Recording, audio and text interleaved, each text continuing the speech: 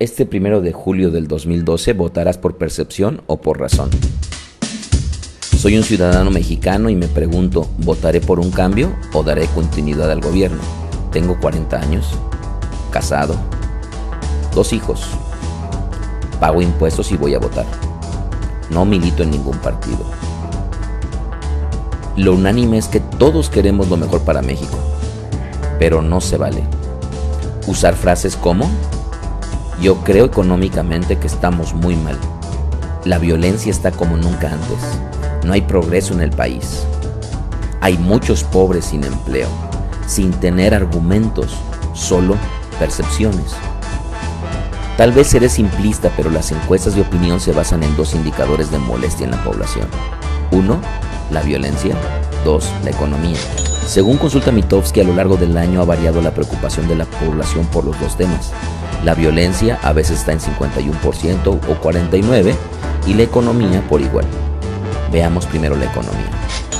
Económicamente, los últimos 13 años con inflación de un dígito, recuerda que en el 2000 entró el PAN a la fecha.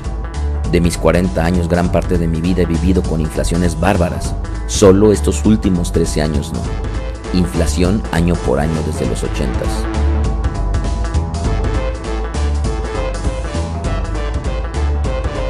Fuente, el INEGI.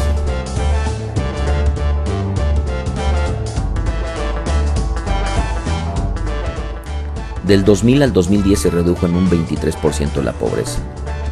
Para comparar manzanas con manzanas, debes tener el mismo indicador. La fuente es el INEGI. Seamos objetivos, por favor. Ningún partido ha desacreditado los números del INEGI.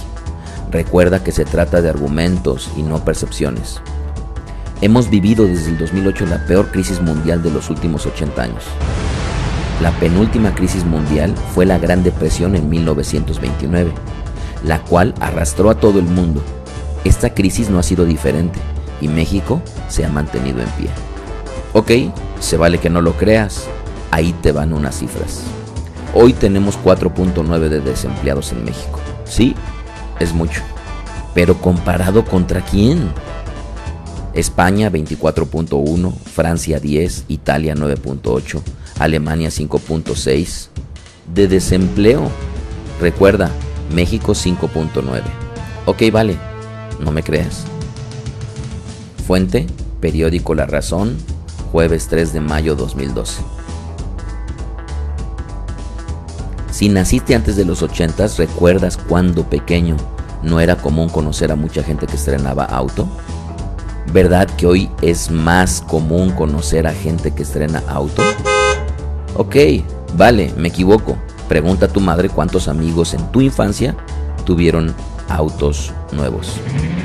Sí, segundo problema, la violencia.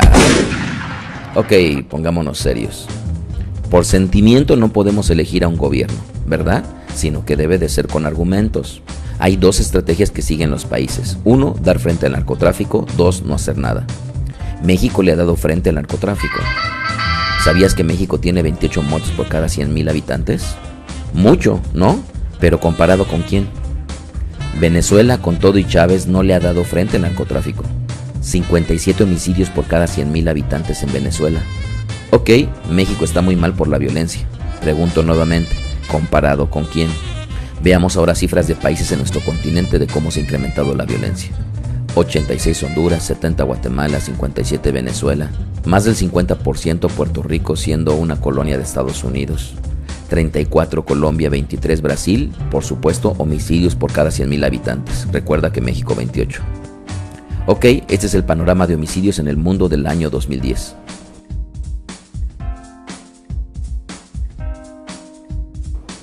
¿Es verdad que vivimos la época más violenta de México?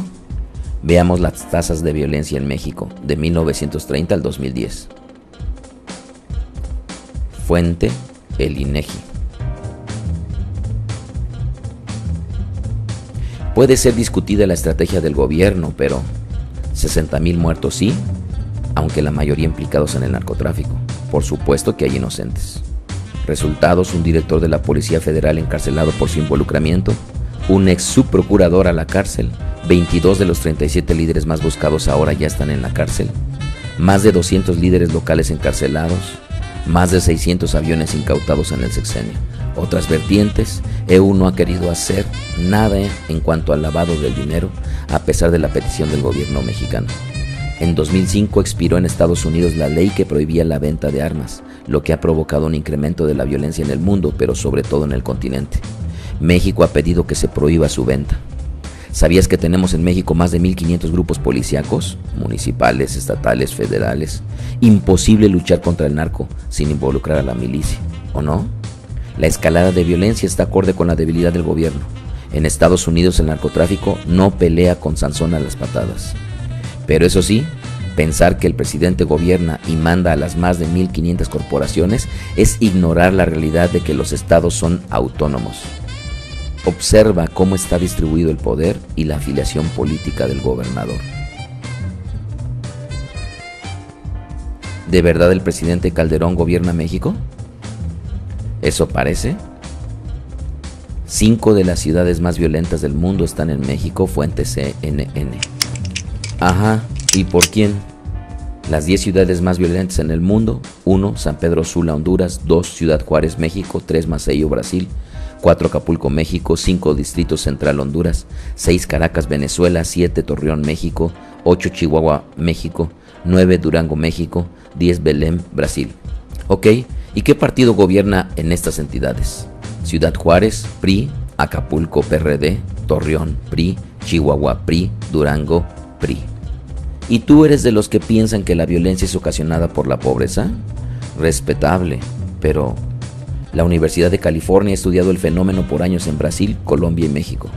Teresa Caldeiras, encabezando el estudio, concluyó: la violencia no es consecuencia de la pobreza, es decir, los pobres no tienen la culpa si no es el narcotráfico. ¿Está claro? ¿Somos el principal productor de estupefacientes? No. ¿Somos el principal consumidor de estupefacientes? No. Ok, entonces, ¿por qué sería el gobierno federal el culpable?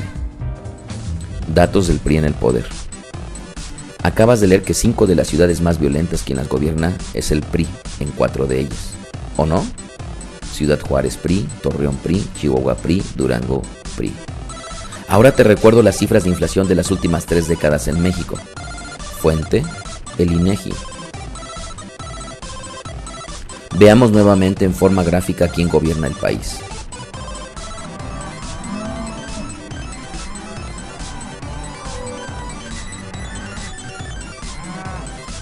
El endeudamiento de los estados mexicanos creció un 24.1% en 2011, fuente El Informador. ¿Cómo ves? Están endeudando a México algunos gobernadores. ¿Quiénes serán? Te comparto los principales estados que se están endeudando. Estados más endeudados: en primer lugar, Distrito Federal, gobernado por el PRD; Nuevo León, PRI; Estado de México, PRI; Coahuila, PRI; Veracruz, PRI. Está feo, ¿verdad? Pero eso no es todo.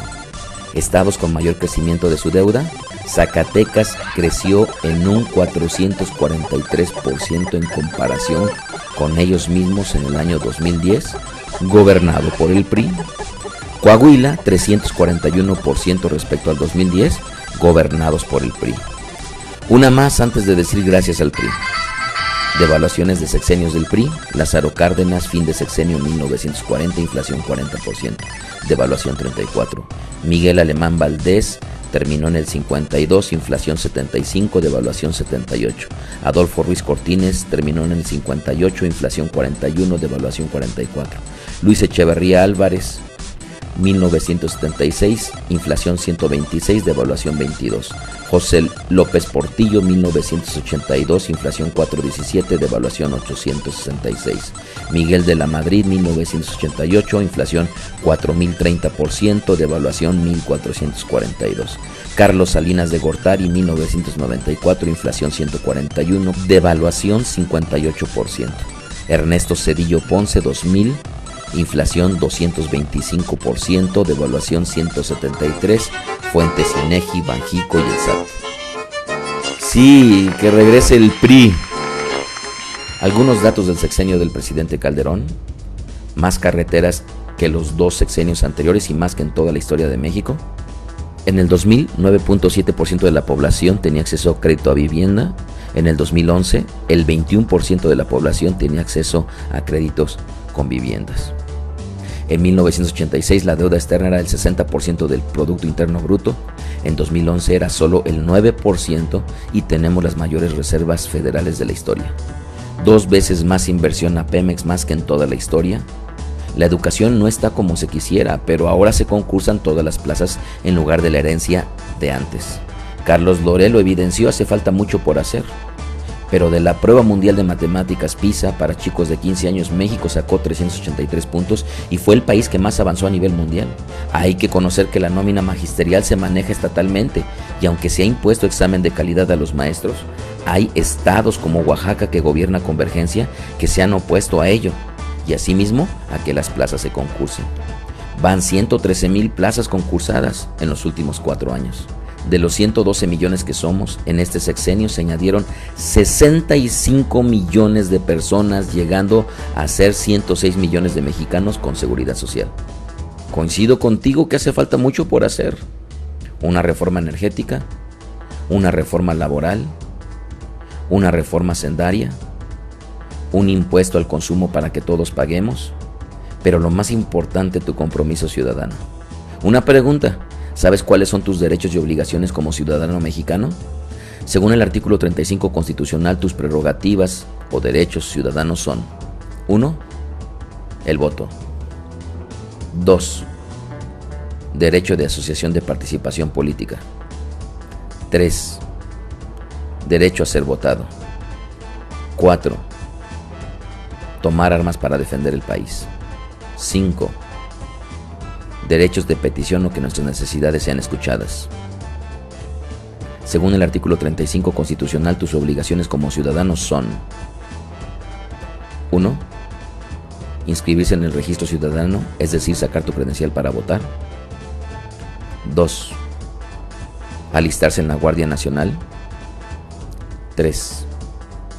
Votar. 4. Desempeñar cargos de elección popular. 5. Desempeñar cargos concejiles del municipio, funciones electorales y de jurado.